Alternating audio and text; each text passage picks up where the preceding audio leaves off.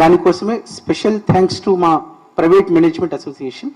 గౌరీ సతీష్ గారు కూడా చాలా సపోర్టివ్ ఉన్నారు, మా పార్థసారథి గారు కూడా చాలా సపోర్టివ్ ఉన్నారు.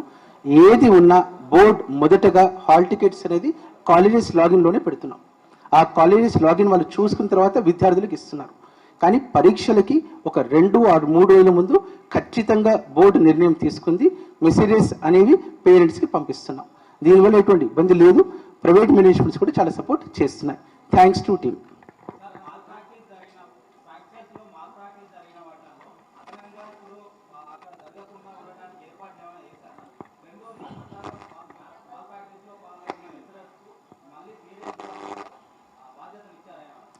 రెండు విషయాలు ఆల్రెడీ మీకు చెప్పాను. ఏదైతే మాల్ ప్రాక్టీస్ జరిగిందో, ప్రాక్టికల్స్లో ఎక్కడైతే జరిగాయో ఆ కేంద్రం ఉన్నట్టయితే అడిషనల్ స్టేట్ లెవెల్ అబ్జర్వర్స్ కానీ సిట్టింగ్ స్క్వాడ్స్ కానీ ఏర్పాటు చేస్తున్నాం. రెండోది, ఆ పరీక్షా కేంద్రాలు కానీ ఎగ్జామినర్స్ కానీ ఏవైతే ఇష్యూస్ ఉన్నాయో వీటిని మాల్ ప్రాక్టీస్ కమిటీ అనేది ఏదైతే బోర్డు రూల్స్ ప్రకారం ఉన్నాయో చర్యలు మేము తీసుకుంటాం. థియరీ ఎగ్జామ్స్ ఏవైతే ఉన్నాయో దానికి సంబంధించి మనం మాల్ కమిటీ రిఫర్ చేసిన, కానీ టెక్నికల్గా వారిని ప్రాక్టికల్స్లో అయితే బ్లాక్ లిస్ట్ చేస్తాం. కానీ మీరు అనేది ఇంకొకసారి క్రాస్ వెరిఫై చేసుకొని మీకు ఆ వివరాలు కూడా అందజేస్తాం. ఈ కంట్రోల్ రూమ్లో ఆన్ అన్ యావరేజ్ మనం ప్రతి సెంటర్లో 6 నుంచి 7 కెమెరాస్ మనం ప్లేస్ చేసుకున్నాం.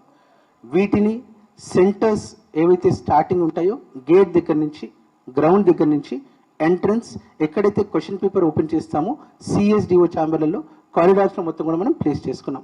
ఎస్పెషల్లీ ఈ పర్టికులర్ ప్రక్రియ మనం చేయడానికి ముఖ్య ఉద్దేశం టైమింగ్స్ ఎన్ష్యూర్ చేయడం కోసం. అంటే 9 to 12 అన్నప్పుడు కరెక్ట్ టైంకి ఎగ్జామినేషన్ జరుగుతుందా లేదా, ప్రాపర్గా 8:50కి క్వశ్చన్ పేపర్స్ ఓపెన్ చేసి విద్యార్థులకు సమయానికి ఇస్తున్నారా లేదా. ఎట్ ది సేమ్ టైం 12 కన్నా ముందు ఎవరు కూడా పరీక్షా సెంటర్స్ని వదిలిపెట్టి వెళ్ళడానికి ఉండదు. ఆ దానికోసం ఏదైతే స్టాఫ్ ఉన్నారో సిబ్బంది, అంటే ప్రతి వీడియో వాళ్ళకి సంబంధించి, ప్రతి స్క్రీన్కి సంబంధించి ఒక లైబ్రేరియన్, ఒక టెక్నికల్ ఆపరేటర్, ఒక బోర్డు సిబ్బంది, ఏదర్ సూపరింటెండెంట్ కానీ సీనియర్ అసిస్టెంట్ కానీ కంటిన్యూస్గా మానిటర్ చేసుకుంటున్నారు.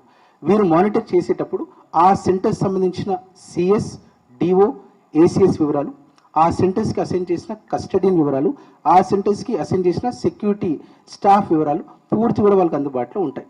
ఎట్ ది సేమ్ టైం మనం state level observers, flying squads, sitting squads ఏవైతే కాన్స్టిట్యూట్ చేశామో వారి వివరాలు కూడా ఈ సిబ్బంది దగ్గర అవైలబుల్ ఉంటాయి. కాబట్టి వారి మూమెంట్ని కూడా మనం ఇక్కడి నుంచి మానిటర్ చేస్తున్నాం. కాబట్టి పరీక్షల్లో ఇంకా బెటర్గా ఉండాలి పారదర్శకత అనే ఉద్దేశంతో దీనికి సంబంధించి మనం దేశంలోని అన్ని బోర్డ్స్ కూడా ఒక ఉత్తరం రాశాం. వారిని కూడా ఇచ్చి తెలంగాణలో గ్లోబల్ రైజింగ్ ప్రక్రియలో ఏదైతే తెలంగాణ గవర్నమెంట్ ఇంత ప్రొయాక్టివ్ చేస్తుందో వాటిని కూడా పరిశీలించమని రిక్వెస్ట్ చేస్తున్నాం.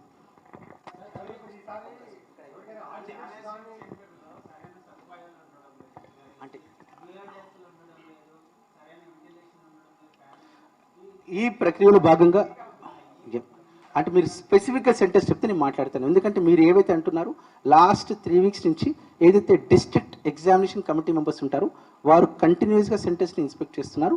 ప్రాపర్ లైటింగ్, వెంటిలేషన్ ఎన్ష్యూర్ చేస్తున్నాం, డ్రింకింగ్ వాటర్ ఎన్ష్యూర్ చేస్తున్నాం. At the same time running water in the toilets కూడా రిక్వెస్ట్ చేస్తున్నాం. ఇది మాత్రమే కాకుండా వారికి కావాల్సిన బేసిక్ కమ్యూనిటీస్ని తీసుకొస్తున్నాం. డ్యూయల్ డెస్క్ ఒకవేళ సరైన నెంబర్ లేనట్టయితే ఆల్రెడీ కన్సర్న్ డిఓస్ చాలా ప్రొయాక్టివ్గా కోఆర్డినేట్ చేసుకుని సఫిషియన్సీ ఎన్ష్యూర్ చేసుకుని అవైలబిలిటీ తీసుకొస్తున్నాం.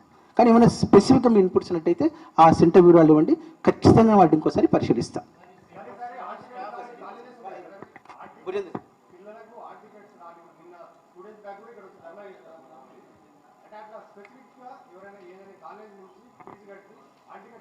అంటే మనకు ఏమైందంటే హైకోర్టు ఒక 6-7 కేసెస్లో తీర్పు ఇచ్చింది. ఎవరికైతే హాల్ టికెట్స్ రాలేదో వారిని ఇంకోసారి ఫీ కన్సిడర్ చేయమని చెప్పింది. ఆ తీర్పు లోబడి సుమారు ఒక 30 మంది విద్యార్థులు మనకు హాల్ టికెట్ ఇచ్చాం. కానీ కొంతమంది విద్యార్థులు ఎవరైతే హైకోర్టుకి వెళ్ళలేదో వారిని కూడా ఆ అప్లికేషన్స్ ఏవైతే వచ్చాయో మాకు లాస్ట్ మంత్ వచ్చాయి కాబట్టి అవి కూడా పరిశీలించి వారికి కూడా హాల్ టికెట్స్ ఇచ్చాం. ఇచ్చిన దాంట్లో ఎక్కువ మంది విద్యార్థులు ప్రైవేట్ పరీక్ష అంటే బ్యాక్లాగ్ ఏవైతే ఉంటాయో దానికి అపేర్ అయ్యే వాళ్ళు ఉన్నారు. వారిని కూడా అకామిడేట్ చేసేసాం, హాల్ టికెట్స్ జనరేట్ చేశాం. అర్థం కావట్లేదు.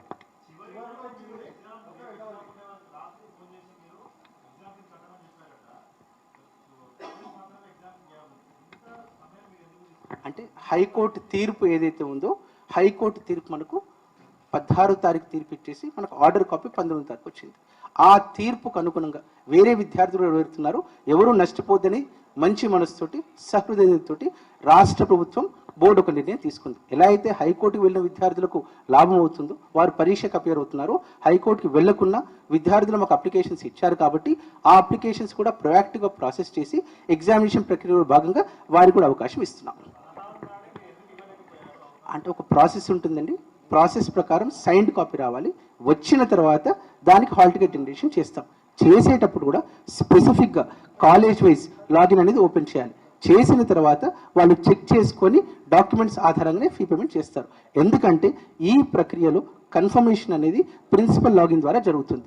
కాబట్టి ఏ కాలేజ్ ఏ అడ్మిషన్ నెంబర్ అనేది మాకు పూర్తి వివరాలు వచ్చిన తర్వాత ఈ ఇష్యూస్ అన్ని కూడా రిజాల్వ్ చేస్తూ అందరికీ కూడా హాల్ టికెట్స్ అందజేశాం. కాలేజ్ వైజ్ ఉంటుంది. మళ్ళీ ఈ ప్రక్రియలో భాగంగా మళ్ళీ రిపీట్ చేస్తున్నాను, ఏది ఎగ్జామినేషన్ ప్రక్రియలో ఉన్నా కూడా admission login examination fee login అనేది కాలేజ్ మేనేజ్మెంట్కి ఉంటుంది. ఈ అప్లికేషన్స్ ఏవైతే మాకు లాస్ట్ మంత్ వచ్చాయో వాటిని హైకోర్టు తీర్పు వచ్చిన తర్వాత ఆ విద్యార్థులకు ఎలా ఇస్తున్నామో ఈ స్టూడెంట్స్ కూడా రీచ్ అవుట్ అయ్యి ప్రాపర్గా చేసాం, ప్రాసెస్ కంక్లూడ్ చేసాం. All the hall tickets for generated. ఒక్క సెకండ్.